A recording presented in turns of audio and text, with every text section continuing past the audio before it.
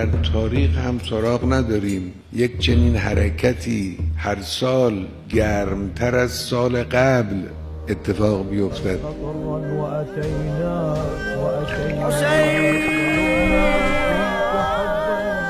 رفتار کریمانه شما با زائران حسینی چیزهایی است که نظیر ندارد.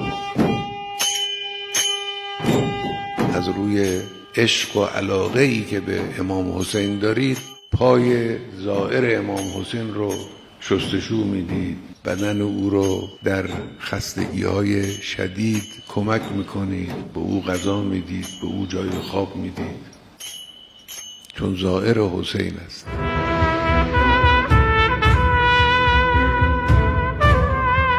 عشق به حسین ابن علی یک امر استثنایی است. شبیه این رو در هیچ جا در هیچ زمان سراغ نداشتیم و نداریم.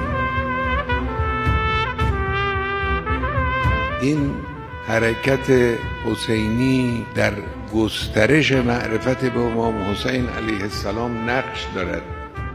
دنیای دچار ظلم و فساد و دناعت و لعامت محتاج معرفت آزادگی حسینی و حریت حسینی.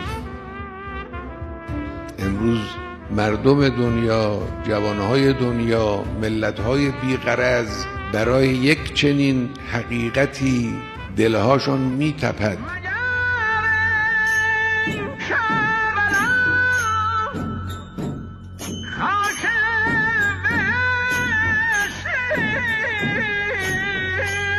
این خون حسین ابن علی است که دارد می جوشد.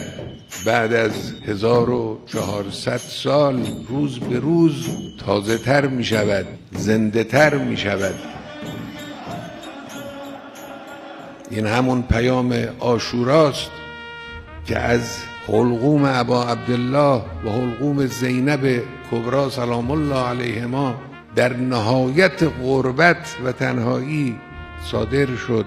امروز فضای عالم رو فرا گرفته است و فرا میگیرد. این یک آیت عظمایی است که خدای متعال داره نشان میده.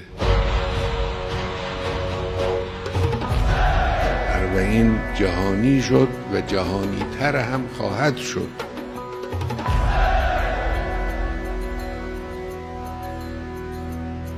این همون پیام عاشوراست.